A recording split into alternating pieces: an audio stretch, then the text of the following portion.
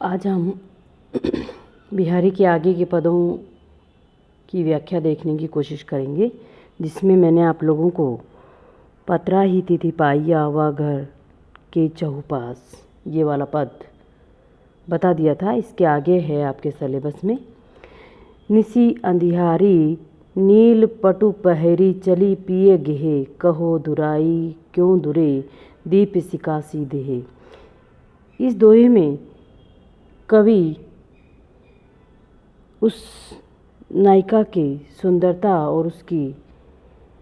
शारीरिक कांति का वर्णन करते हुए कह रहे हैं कि वह नायिका जो है अपनी प्रिय से मिलने के लिए किस प्रकार से तैयार होकर जा रही है, इसका वर्णन कवि ने इसमें किया है। कह रहे निसी अंधियारी अर्थात रात्रि की अंधेरी में नील पटु पहरी, नीले रंग की साड़ी पहन करके, पटु वस्त्र नीली रंग की साड़ी पहन करके चली पिए गेहे, वह नायिका अपने प्रियतम के घर की ओर चल देती है। कहो दुराई क्यों दुरे, तो बताओ वो चीज़ कैसे छुप सकती है, दुराई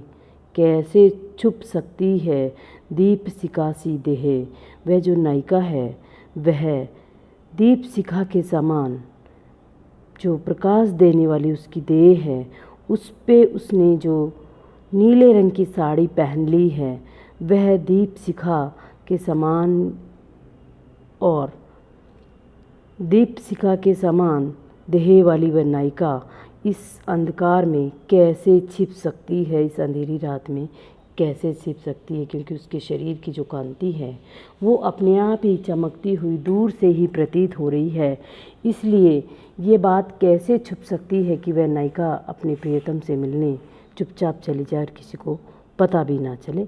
तो उस अंधेरे में उस नायिका का जो शरीर है और उसने उस शरीर पर जो नीले रंग की साड़ी पहन रखी है, उसकी चमक और उसकी शरीर की चमक अपने आप ही इस अंधेरे में स्पष्ट रूप से दिखाई दे रही है, जो कि छुप नहीं सकता है। यहाँ पर उपमा अलंकार का विशेष प्रयोग हुआ है। आगे का पद है आपका, ओंधाई सीसी सुलखी विरह बरनी बिलात बीचही सूखी गुलाब गो चीटो छुई निगात। यहाँ पर कवि ने एक नायक के विरह में जलती हुई नायिका का शारीरिक दुख और उसके विरह को यहाँ प्रकट किया है कि वह नायिका नायक के विरह में इतनी अधिक जल रही है और बिलबला रही है, विलाप कर रही है कि उस पर अब उस पानी या कोई अन्य सामान का कोई प्रभाव नहीं पड़ रहा है। तो विरहिणी नायिका जो है उसकी सखी नायक से आकर कहती है कि हे नायक, मैंने उस नायिका को जो है विरह की लपटों में जलते हुए सुलगते हुए देखा है, और विरही बरनी और आपके विरह में जलते हुए देखा है, बिललात और वो विलाप कर रही है आपका बार बार, जिसके कारण कि बीचई सूखी गुलाब गो, अर्थात उस नायिका के उस विरह को कम करने के लिए जैसे ही उस पर गुलाब शीतल जल डाला जाता है तो वह चीटो छुई निगात, परंतु वह गुलाब का जो जल है वह उसके शरीर को छू भी एक छींटा, एक छोटी बूंद भी उसके शरीर को नहीं छू पाती है, क्योंकि उसकी जो विरह की जो अग्नि है, उसकी जो ऊष्मा है उसके शरीर से जो निकल रही है वह बीच में ही उस गुलाब जल के बीच और उसके शरीर के बीच की जो भाप है वो ही उस गुलाब के पानी को सुखा दे रही है, जिसके कारण कि उस नायिका के शरीर पर वह गुलाब जल एक बूंद भी उसका स्पर्श नहीं कर पाता, और उसका क्या हो जाता, जो विरह है वो वैसा का वैसा भयंकर बना हुआ है। आगे का पद हम देख रहे हैं, यहाँ पर अतिशयोक्तिपूर्ण अलंकार का प्रयोग हुआ है। कवि ने बढ़ा चढ़ा करके बात अपनी कही है। आगे का पद है आपके,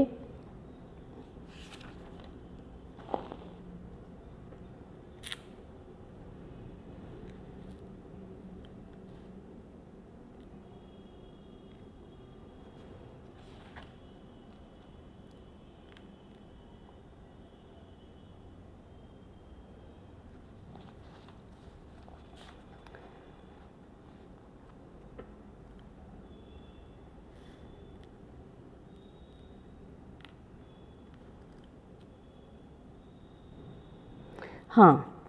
इत आवती चली जात उत चली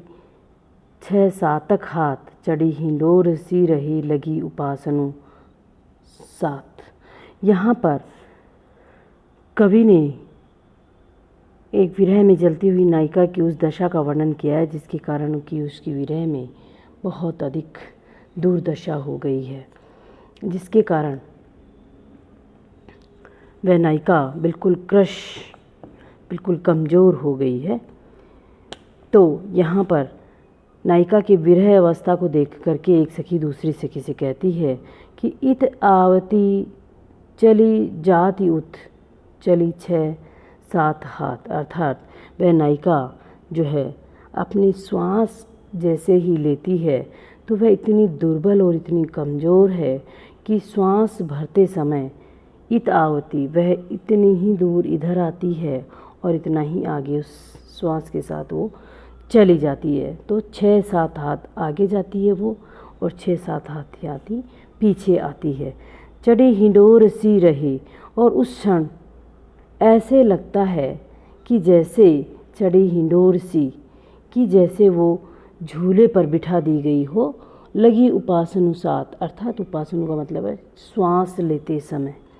अर्थात उन श्वासों के साथ नायिका कभी इधर जाती है कभी उधर चली जाती है और 6-7 हाथ कभी वो आगे जाती है कभी पीछे, और ऐसा लगता है कि जैसे वो हिंडोले पर बैठी हुई झूला झूल रही हो। यहाँ पर जो प्राकृतिक वर्णन है उसका यहाँ सर्वदा अभाव है, इसी कारण के इसी में भी अतिशयोक्ति अलंकार का प्रयोग हुआ है। आगे का आपका पद है, लाल तुम्हारे विरह की अग्नि अनूप अपार, सरसे बरसे नीर हूँ झर हूँ मिटे न छार। यहाँ पर कवि ने एक नायिका के विरह की विशेषता को बताने की कोशिश करी है, और वह नायिका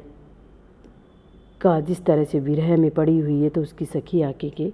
और नायक से कहती है कि लाल, हे लाल, तुम्हारे विरह की तो अत्यंत, तुम्हारे विरह की अग्नि, अर्थात तुम्हारे विरह की ये जो ज्वाला है या अग्नि है, अनूप अनोखी है, अपार और अनंत है, जिसका कोई छोर नहीं है। जो कि सर से बरसे नीर हूँ, अर्थात जो पानी के बरसने पर भी क्या करती है, अत्यधिक बढ़ जाती है। अर्थात तुम्हारे जो प्रति प्रेम है वो क्या हो जाता है, वो इस विरह में पड़ी हुई है, परंतु उसके आँखों से जो है निरंतर झर हूँ मिटे न झार, अर्थात उसकी आँखों से वो आंसुओं की बूंद एक पल के लिए भी नहीं मिटती है और उसका विरह उससे भी शांत नहीं हो पाता है। अर्थात वो धीरे धीरे तुम्हारे प्रेम में या तुम्हारे उस विरह में और अधिक डूबती हुई सी महसूस हो रही है। अगला पद है आपके, कहलाने एकत बसत अहि मयूर मृग बाग, जगत तपोवन सो कियो धीरग दाग निदाग। निदाग का यहाँ मतलब है कि ग्रीष्म ऋतु, और दाग का मतलब है गर्मी के कारण। अर्थात इस ग्रीष्म ऋतु की अत्यधिक गर्मी के कारण जगत तपोवन सो कियो, अर्थात ये संपूर्ण जो धरती है वो इस तपोवन के समान, एक सुनसान जंगल के समान सी प्रतीत हो रही है। और इस गर्मी की भयावहता के कारण कहलाने एकत बसत, सब जीव जंतु एक जगह बैठने लग गए हैं। अहि, सर्प, मयूर, मोर, मृग, हिरण और बाघ, जो कि एक दूसरे को देखते भी नहीं थे, एक दूसरे को देख के छिप जाते थे। और क्योंकि जिस तरह से आपके मोर और सर्प कभी साथ नहीं रहते, बाघ और मृग कभी साथ नहीं रहते, परंतु इस गर्मी की भयावहता के कारण आज ये सब जंगली जानवर एक जगह बैठे हुए हैं। अर्थात इतनी भयंकर गर्मी की ऋतु जो है हमें दिखाई दे रही है। यहाँ पर कवि ने आपके यमक और अतिशयोक्ति अलंकार का प्रयोग किया है। गर्मी की तीव्रता का यहाँ प्राकृतिक वर्णन किया गया है। जिसमें अर्थ तो बहुत कम रह जाता है, परंतु जो है कवि ने लोक प्रचलित बात अपनी कही है। अगला पद है आपके, कनक कनक ते सोगुनी मादकता अधिकाय, वा खाए बोरात है वा पाए बोराय। यहाँ पर कनक कनक शब्द आपके 2 बार आया है, जो कि आपके यहाँ यमक अलंकार की विशेषता बता रहा है कि शब्द 2 या 2 से अधिक बार आए और प्रत्येक बार उसका अर्थ भिन्न हो। तो यहाँ पर कवि कहते हैं कि कनक कनक ते सोगुनी मादकता अधिकाय, अर्थात एक सोना और दूसरा धतूरा, इन दोनों को ही पाने से व्यक्ति की मादकता, व्यक्ति की अधिकारिता ज़्यादा अधिक हो चली जाती है, अर्थात 100 गुनी बढ़ जाती है।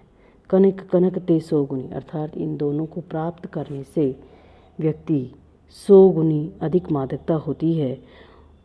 वा खाए बोराय, अर्थात एक धतूरे को खाने से क्या हो जाता है, पागल व्यक्ति हो जाता है, जिसको कुछ भी पता नहीं रहता। और दूसरा इन्हें पाए बोराय, और दूसरे सोने को प्राप्त करने से दुनिया क्या हो जाती है, बावली हो जाती है। परंतु सोने और संपत्ति को पाने पर व्यक्ति क्या हो जाता है, उन्मादी हो जाता है, अर्थात उसमें किसी भी चीज़ की अधिकता का समावेश होने लगता है। इसीलिए कवि ने जग की वास्तविकता का यहाँ वर्णन किया है और यमक अलंकार का उन्होंने अच्छा उदाहरण यहाँ पर प्रस्तुत किया है।